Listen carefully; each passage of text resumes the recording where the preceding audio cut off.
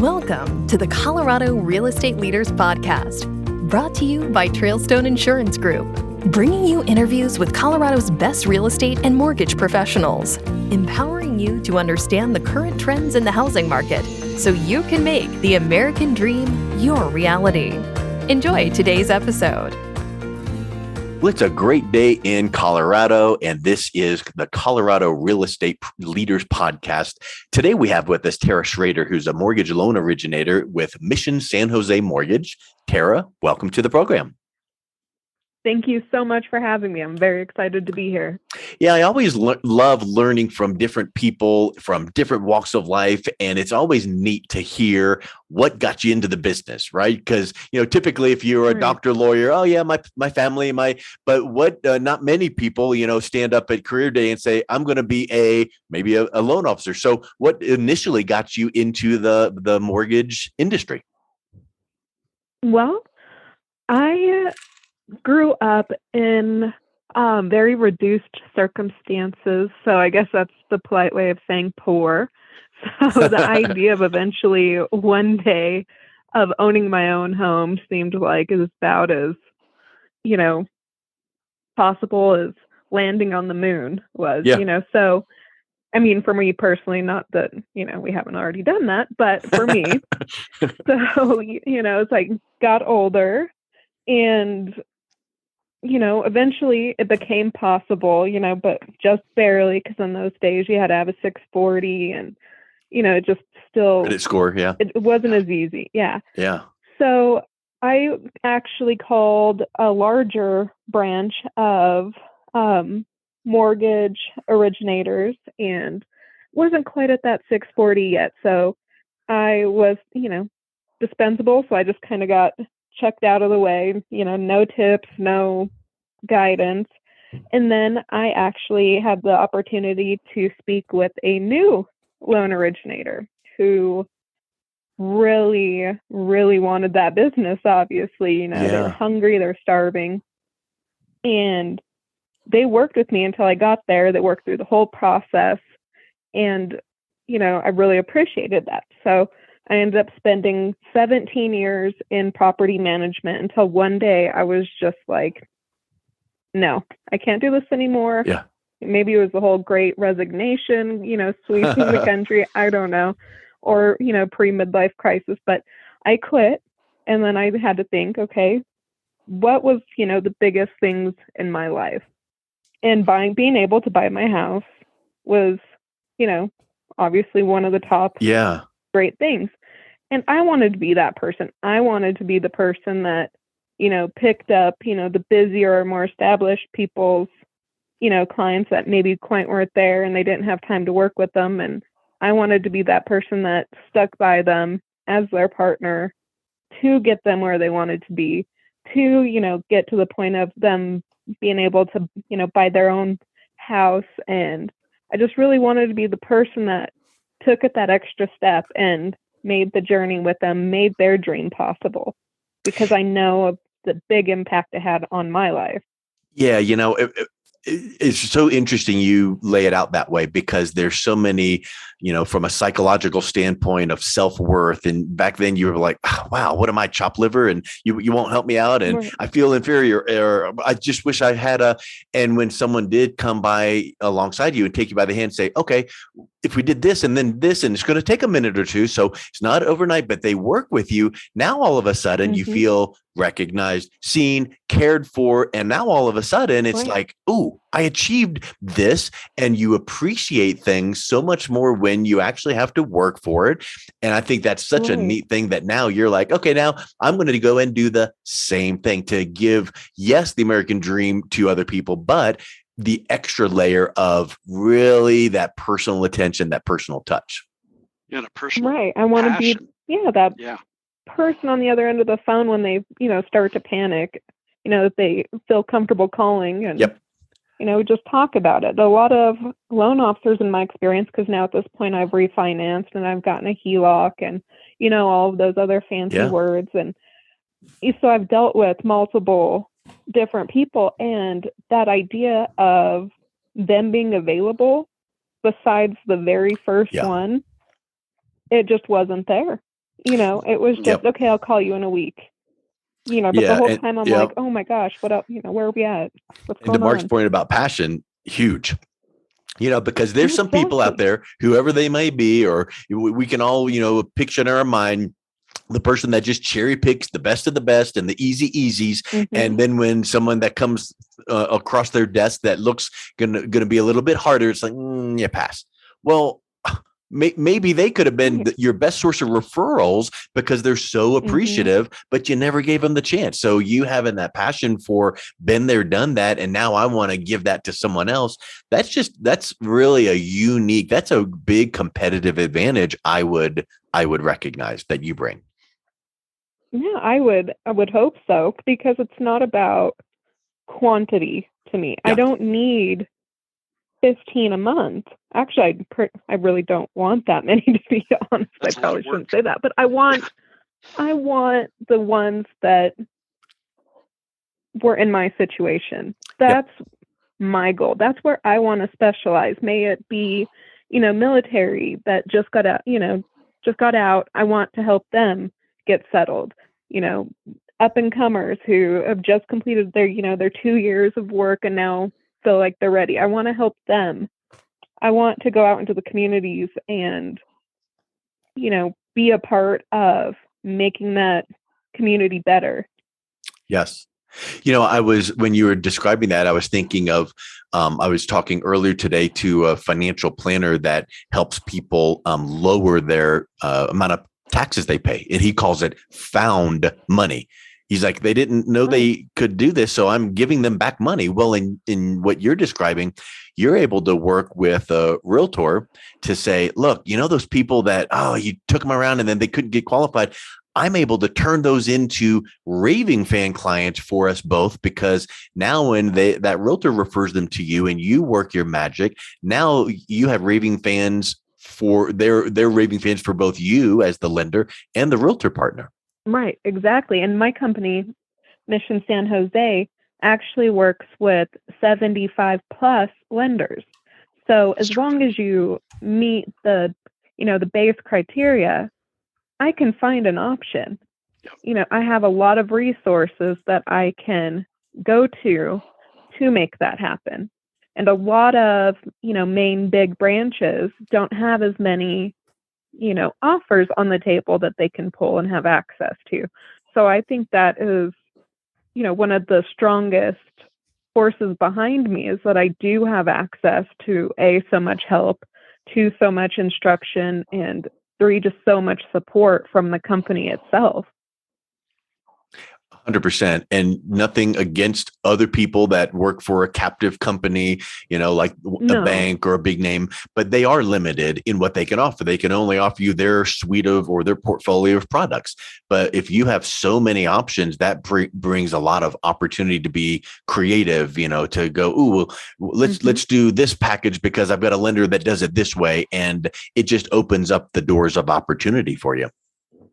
Exactly. And it gives me, more tools in my tool belt to, bring to the table to get some of the ones that seem impossible done.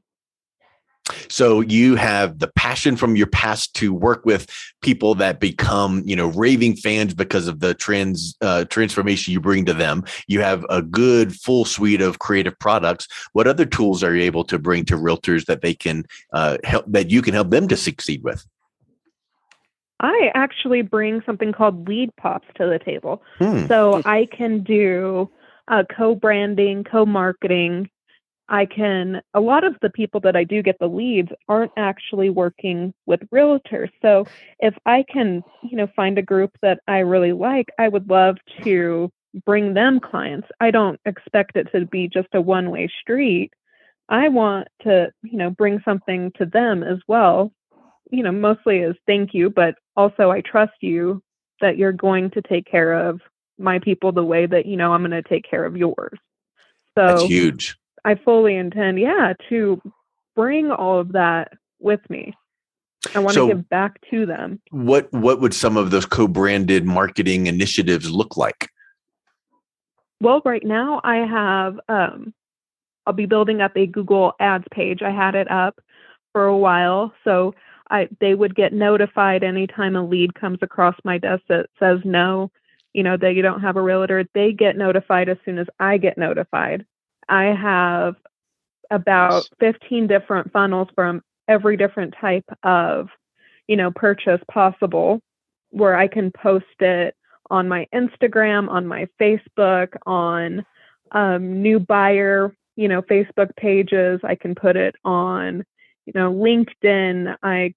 So there's a whole stream of co-branding.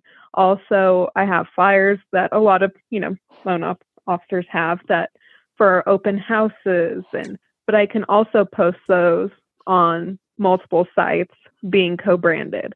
I can do sticky bars at the top, so that way the people that are connecting to the realtors have already gone through, maybe not so much the pre-approval, but at least they know their options, and then we can work together from the very beginning to get them that's huge. qualified. Yeah, I rarely hear people saying, I'm going to foot the bill for some Google ads. And when you get notified, when I get notified, that's not you taking the best ones. And I mean, that's you really partnering up with them. That's a really powerful package.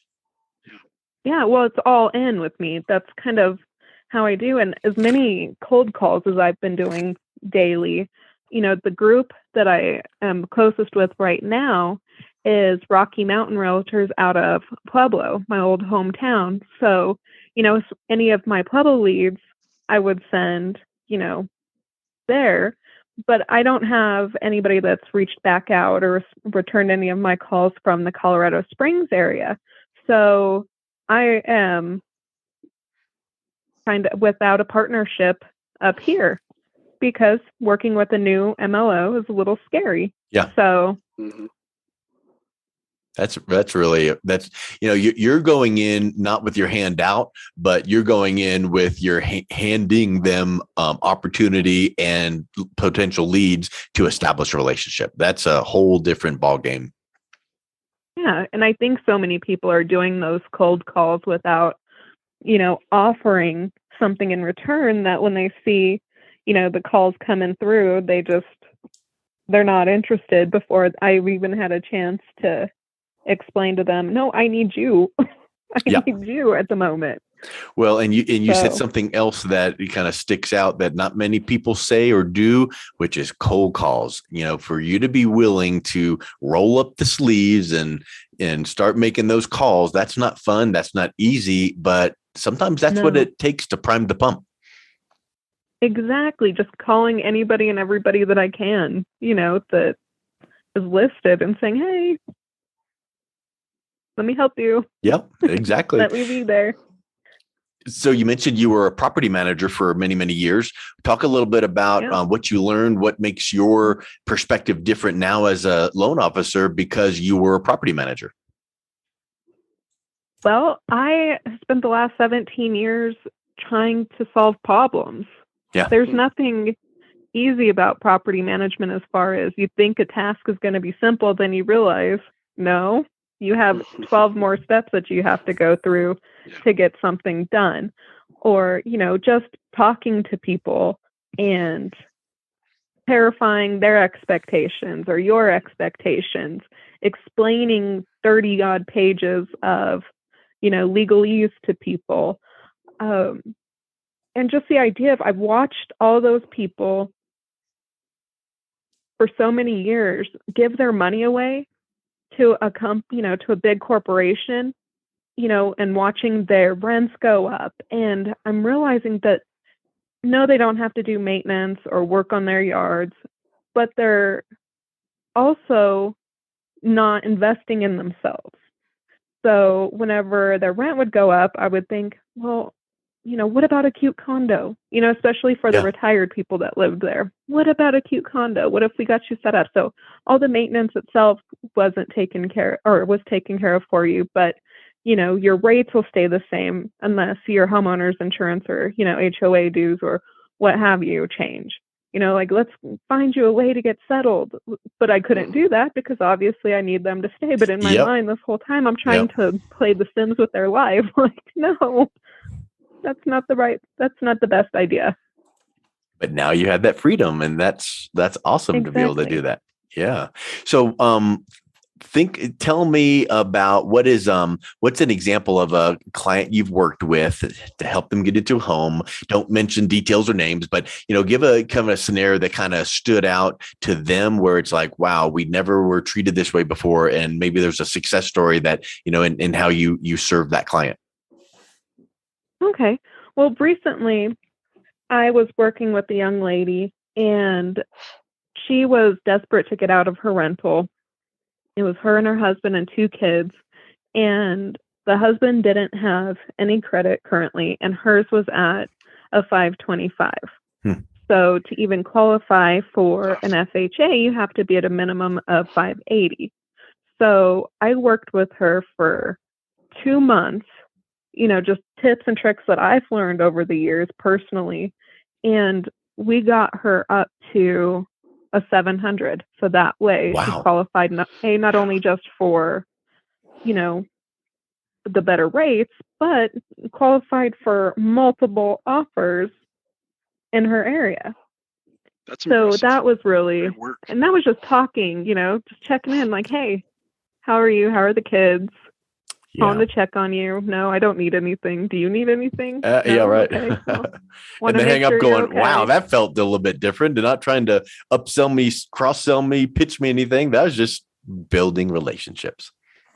Yeah, just let me talk to you. How are you doing? How's this going? Or especially in 17 years of property management, you remember certain things about people or their situation. And so then you're always kind of curious. So, I'm calling and asking and letting her know, yeah, I remember you told me this 4 calls ago. Yes. How's this going for you? That's what it's all about. When people these days want to be treated as, you hear the term B2B, business to business, or B2C, business to consumer. They want to be treated as H to H, human to human, and I think that's really rare in business today because people tend to just be sprint this way and run that way and get her done and close the deal. But when people are treated like what you've said, this whole conversation, you want to treat people like you weren't treated initially, but then ultimately were, which was not just a number. I want someone to come alongside me, encourage me, guide me, teach me. And now when you're doing that, it just becomes a breath of fresh air that, so many other times you're not going to be given that in the real estate industry. You're really not. It's everybody approaches it as, what are you going to give to me? No, I don't like that. I spent too many years in a corporate environment. That's not what's important to me. Can I pay my bills? Great. But honestly, it's let me help you. Let me get you to a position where let me be that person. Let me hold your hand. If you're worried about something, that you're going to be able to call me 7 days a week, and I'm not going to mind picking up the phone for you. That's what's important to me. Like first time I was buying the house, of course, I had many nervous breakdowns. Like, how are they going to give me this much money to buy a house? There's no way this is going to go through. And that poor guy was peppered with phone calls for me, and he always answered, and he was always there and walking me through it. So that meant more than just about anything in the whole process. Yeah. It was so scary. For sure. Well, I love it. I just love your approach to doing business. I think it's just such a unique way. And the thing is, you didn't set out to go, okay, here's my shtick. Here's what I'm going to be. No, you're just being you. And you're like, if this is how I need to be treated, and this is how I'm going to treat people, and it's unique, and that's wonderful, and it just comes through as genuine. So I think that's such a great opportunity that you give to your clients as well as your real estate partners. Well, thank you. That was one of the main goals too, to be in a position where I didn't have to be a facade. I want to be me, and I want the me that I bring to the table, to be genuine to you. So that way you feel more comfortable. If you feel like another person on the list of calls, you're not going to feel like I'm taking you, as seriously as I should, or respecting what you're trying to do. Well, I love it. And let's wrap up with one interesting point about you that I see in your bio. And let's explain, what is Lady Terra Schrader all about? Well, I am an amateur historian, so I'm a big history nerd. And one day I was looking online and I saw that I could buy a title from Scotland with a little acre of land up there for conservation. And I got the biggest kick out of that. Yeah. So I got my husband and myself titles. So I joke and say I'm Lady Terra Schrader and he's Lord Chris Schrader. And then I got my grandma one for Mother's Day. So she's now, Lady Berta McConnell, and That's she awesome. makes all of her home health care people bow to her as they come in. So it was just fun. And I thought, how many people get to have their mortgages worked on by an actual lady? Well, we could go a whole different direction on how cool that could be to have branding and all kinds of fun stuff there. But I just thought that was a neat pop of neat information about you. So that's so cool. Well, Terra, let's wrap up with this. If anyone listening to this is like, hey, you know what? I love hearing the real, authentic, transparent way that people should be doing business. If that resonates with anyone listening to this, which it should, what's the best way that they can reach out and connect with you? They can email me at Terra, terra@msjmortgage.com, or you can call me directly at 719-306-3052, or you can check out my website at ladyterraschrader.com. Well, Terra, thank you so much for coming on. It was a real joy talking with you today. Thank you for having me. It was a lot of fun. Thank you, Terra. Thank you for listening to the Colorado Real Estate Leaders Podcast, brought to you by Trailstone Insurance Group. To learn more about the topics mentioned on today's show or listen to past episodes, visit www.coloradorealestateleaders.com.